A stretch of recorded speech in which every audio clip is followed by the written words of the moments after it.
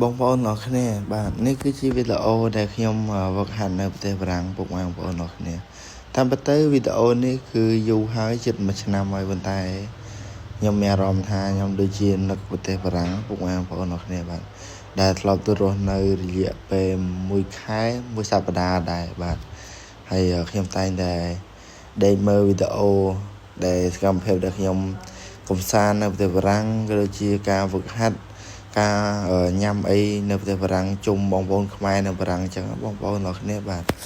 ទោះបីជាការប្រកួតនេះនៅបារាំងនេះមានភាពជូរចត់មានភាពជោគជ័យបរាជ័យប៉ុន្តែវានៅតែដកក្នុងអារម្មណ៍របស់ខ្ញុំដែលខ្ញុំទៅ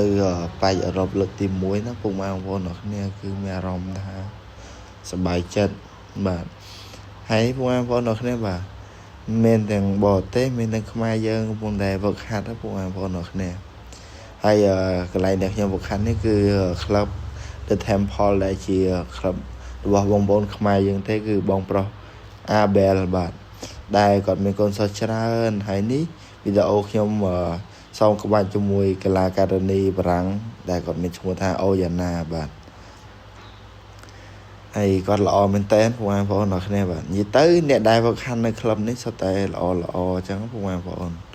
ក្លឹបបរទេសបាទប៉ុន្តែគ្រូបង្វឹកគឺខ្មែរយើងទេគឺគ្រូក្មេងសៀងហៃក៏នៅកន្លែងនឹងដែរបាទគឺគាត់ប្រហាត់នៅនឹង 5-6 ឆ្នាំហើយបងប្អូនអរគ្នាហើយនេះវីដេអូរបស់ខ្ញុំនេះពងតតទៅតតមកតាមពិតទៅអត់មានទេបងប្អូនអរគ្នាខ្ញុំគ្រាន់តែនឹករលឹកខ្ញុំចង់យកវីដេអូនឹងមកផុសឡើងវិញអញ្ចឹងណាពុកម៉ែបងប្អូនបាទហើយនេះខ្ញុំសោមមួយអូម៉ាបាទ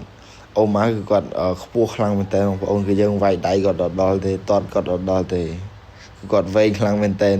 ប្រៀបបានដូចជាកូនក្មេងសមួយមនុស្សធំអញ្ចឹងបាទខ្ញុំធ្លាប់តែសមួយកូនក្មេងឥឡូវជួបគាត់ហើយបាទយើងដូចកូនក្មេងអញ្ចឹងបាទគឺថាលោកដល់តែម្ដងហើយនោះក៏លោកបញ្ញាដែរបាទសមជាមួយប្អូនអូម៉ាបាទអូម៉ានេះគាត់ប្រកួតជាមួយខ្មែរយើងច្រើនណាស់ដូចជាបងប្រុសកែមចង់បងមនសុភាឈឿនល្វីបាទគាត់ប៉ះកីឡាករខ្មែរយើងច្រើនដែរហើយរយៈមុនក៏គាត់បានប្រកួតនៅខ្មែរដែរប៉ុន្តែបរាជ័យក្រោមកីឡាករថៃបាទគ្រូក្មេងមកកំពុងតឡាំជាមួយឪពុកគាត់ប៉ិនគ្នាតែម្ដងបាទយូរមកលេងកូនម្ដងដាក់ណាណីមើលបាទការដែលខ្ញុំទៅបារាំងនឹងក៏អរគុណដល់លោកគ្រូទឹកផល្លាដែរដែលជាឪពុករបស់គ្រូក្មេងបាទដែលបានដាក់ស៊ីបឲ្យខ្ញុំនិងបងប្រុសទឹកសវណ្ណគិរីបាទគាត់ពីអ្នកនេះហើយដែលបានជួយដាក់ស៊ីបឲ្យខ្ញុំនៅប្រទេសបារាំងនិងកីឡាករខ្មែរយើងផ្សេងទៀតដែរបាទមិនត្រឹមតែដាក់ស៊ីបទេគឺធ្វើម្ហូបឲ្យខ្ញុំនិងកីឡាករផ្សេងទៀតញ៉ាំរាល់ថ្ងៃទាំងលោកគ្រូទឹកផល្លានិងបងប្រុសទឹកសវណ្ណគិរីបាទជាពិសេសនោះអរគុណដល់ពុកម៉ែបងប្អូនដែលនៅប្រទេសបារាំងបាទដែលចិត្តល្អខ្លាំងមែនទែនស្រឡាញ់គ្រប់គ្រងកីឡាគុនខ្មែរយើងឡើងពីប្រទេសកម្ពុជាទៅបារាំងបាទអរគុណផ្ញើសេចក្តីនៅរលឹកនេះទៅកាន់ fan ពុកម៉ែបងប្អូនបាទដែលទស្សនាវីដេអូនេះទាំងអស់គ្នាផងដែរអរគុណជម្រាបលាបាទជួបគ្នានៅវីដេអូក្រោយៗទៀតបាយបាយ